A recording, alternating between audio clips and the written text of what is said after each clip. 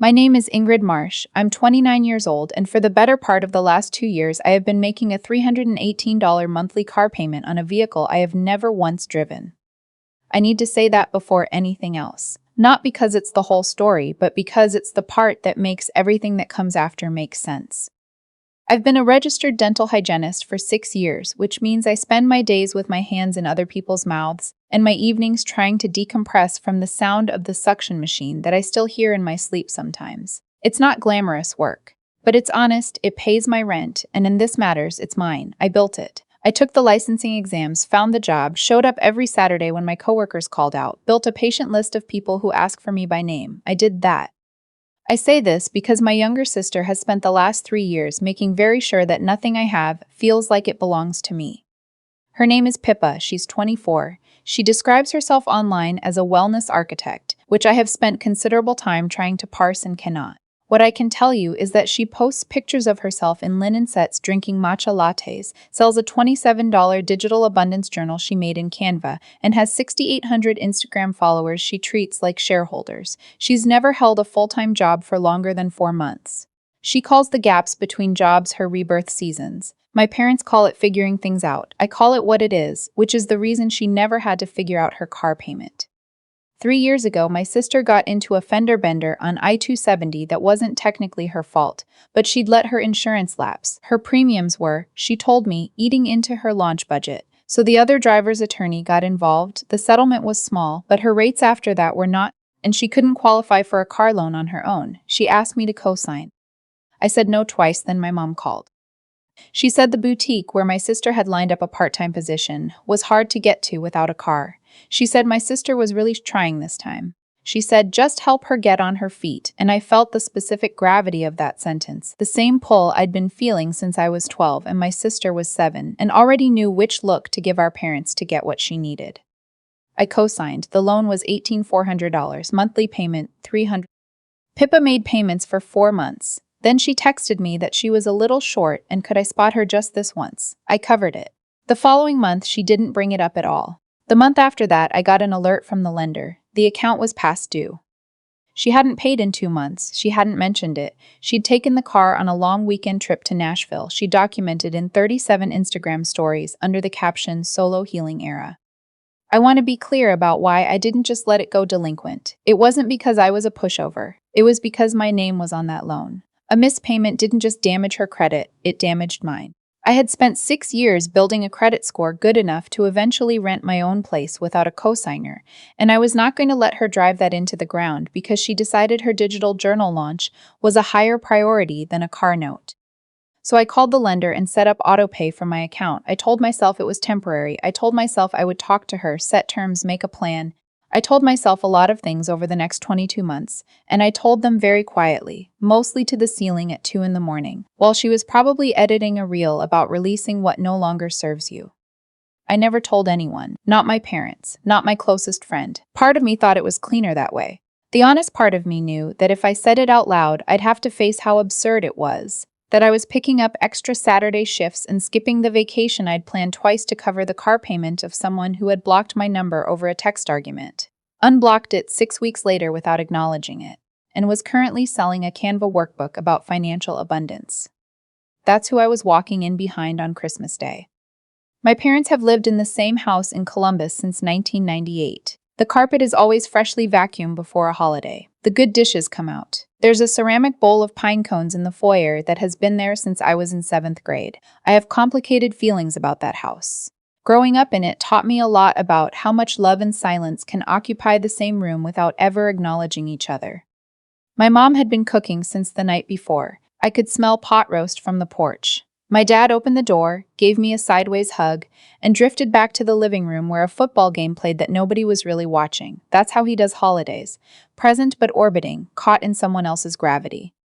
My sister had arrived an hour before me. She'd claimed the armchair, poured herself a glass of wine, and posted 4 Instagram stories from inside my parents' house. I know because she tagged the location. One was captioned Cozy Shen. Another said gratitude is a practice. She was wearing a cream knit set sent to her by a small brand trying to break into the wellness space. She looked expensive. She always looked expensive. That was the entire project. You look tired, she said when I came into the living room. Work week, I said.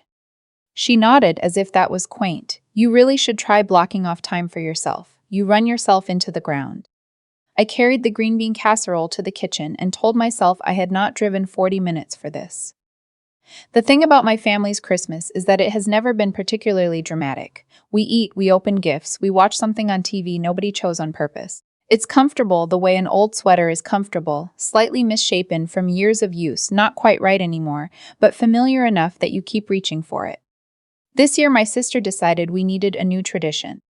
We were between the pot roast and the pie when she set down her wine glass and sat up straight in the way she does when she has rehearsed something.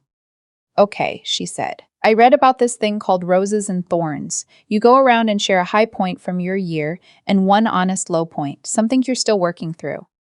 My dad said that sounded nice. My mom smiled the smile she uses when she wants something to seem harmless and land harmlessly.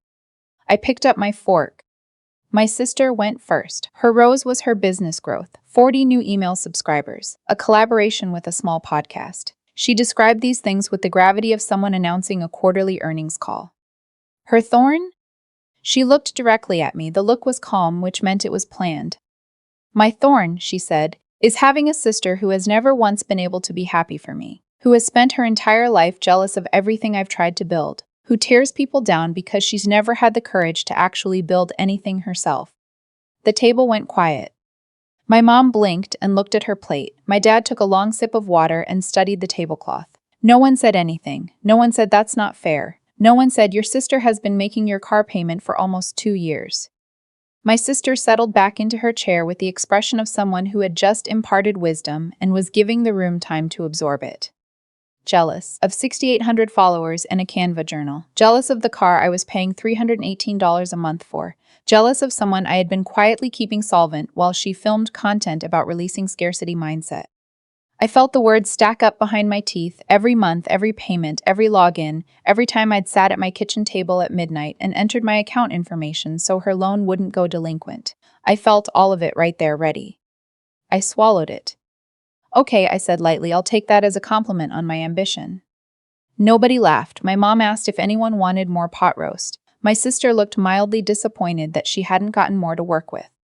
We finished dinner, we opened gifts, I drove home. I sat in my parking lot for 11 minutes before going inside. I know because I watched the clock on my dashboard. I wasn't crying, I wasn't shaking. I was doing the thing I do when something hits too deep for real-time processing, which is to sit very still and let the full weight of it land. She said I've never built anything. She said this in front of our parents in a cream PR knit set, while I have been making her car payment since March of last year. I went made tea, sat at my kitchen table. I won't pretend I spent the evening agonizing over it. I didn't.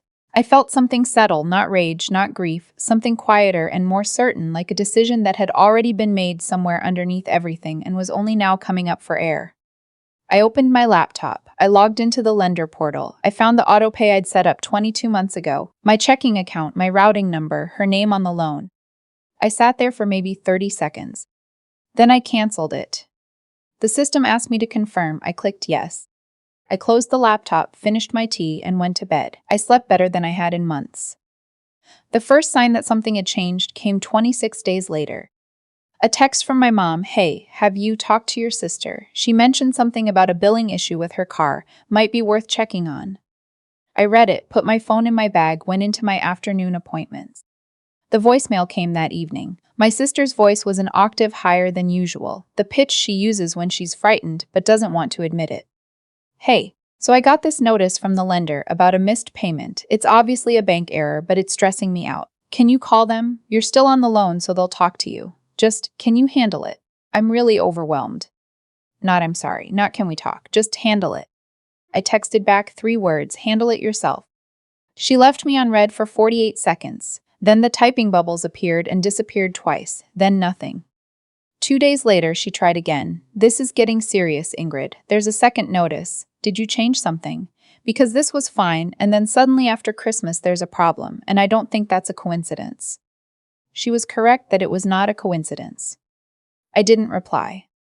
The messages escalated the way they always do when silence is the thing a person can't tolerate. My mom started a group text. My dad unusually added a message of his own. I didn't respond to either of them. My sister moved to Instagram DMs from her public account, which struck me as a choice, like she wanted witnesses. You did this on purpose. That's financial sabotage. That's actually illegal. I looked up the legal definition of financial sabotage just to be thorough. It does not apply when a person voluntarily stops making discretionary payments on someone else's behalf when no legal obligation to do so exists. I didn't reply. A Venmo request came through, 318 memo, car payment you owe me. I declined it without particular emotion. 2 more requests followed over the next week from numbers I didn't recognize. Different names, same phrasing, the specific kind that sounds like it was dictated. I declined both, blocked both numbers. Then came the Instagram stories. She didn't tag me, she didn't use my name, but the content was legible enough that 3 people I vaguely knew texted to ask if I was okay. Some people smile to your face and destroy you in private. Protect your peace from those who never truly wanted it for you. You can love someone and still choose yourself. Posted with soft natural light and ambient music for 600 to 800 people who had no context for what they were watching. I didn't respond, I didn't screenshot, I let her perform and went about my week. Then she crossed a line. I found out on a Tuesday in February. I was eating lunch at my desk when I got an alert from my credit monitoring service. A hard inquiry had been pulled on my credit file from a financing company I didn't recognize. I sat with that for a moment. Then I started making calls. What I pieced together over the following 2 days: my sister had submitted a personal loan application to a lender that offered joint financing products. She had listed me as a co-applicant, without my knowledge or consent, using information she'd obtained from the original co-signed car loan: my social security number, my address, my employer. The application had been flagged because the co-applicant's income didn't match employment verification. The lender had put it on hold. She had tried to borrow money in my name. I sat in my car in the dental office parking lot and felt something I hadn't felt through any of it. Not hot anger, not sadness, cold clarity, the kind that doesn't cloud, the kind that shows you exactly what needs to happen next. That evening, I did 4 things. I called the lender and reported the unauthorized application. I placed a fraud alert on my credit file with all 3 bureaus. I froze my credit, and I called the non-emergency line for Columbus PD and filed a report, date, lender name, my sister's contact information, documentation of the inquiry. I did not call her. I did not text her. I did not tell my parents yet. I locked every door she might try to walk through, and I did it quietly, and I did it well. 2 days later, I unblocked my parents, not because I was ready for reconciliation, because I needed them to hear the truth from me before my sister had the chance to rewrite it. My mom answered on the second ring. Ingrid, we've been so. Mom, I kept my voice level. I need you to listen before you say anything. I told her everything, the cosign, the 22 months of payments, why I started, why I kept going, and what my sister had tried to do in February. I told her about the police report. I told her calmly, without crying, without raising my voice. There was a long silence. She wouldn't do something like that, my mom said finally. Not on purpose. You know how she gets when she's in crisis. She submitted an application with my social security number, I said. That's not a crisis, that's fraud. My dad's voice came through. She'd put it on speaker. We'll sit down with her. That's your choice, I said. But sitting down with her won't undo the police report, and it won't change what I decide to do next. I'm telling you as a courtesy, not to ask permission. I hung up before either of them could find a softer landing for it. That night, I blocked my sister on everything, not in anger, in the same calm I'd had when I clicked cancel on the autopay. I blocked her number, her Instagram, her email, the 3 random numbers she'd used to send Venmo requests. I went through my accounts the way you'd go through a house before a long trip, methodically, closing everything that didn't need to stay open. It didn't feel like slamming a door. It felt like closing one I'd been standing in the cold draft of for years, finally, with both hands. The weeks after were quiet in a way I hadn't anticipated.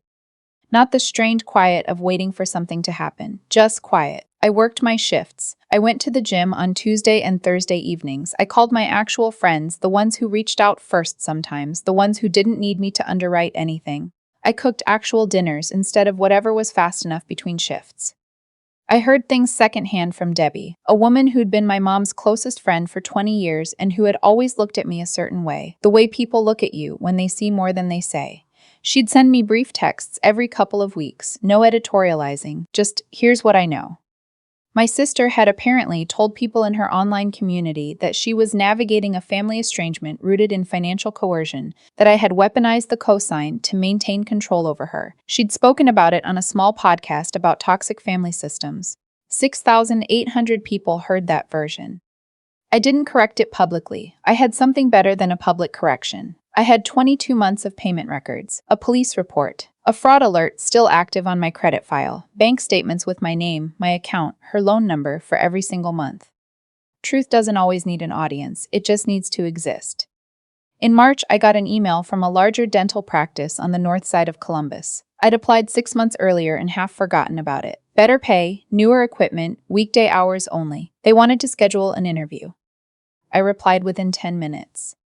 The interview went well. They offered me the position. I sat in the parking lot afterward for a few minutes just to let it settle. Better pay, no more Saturdays.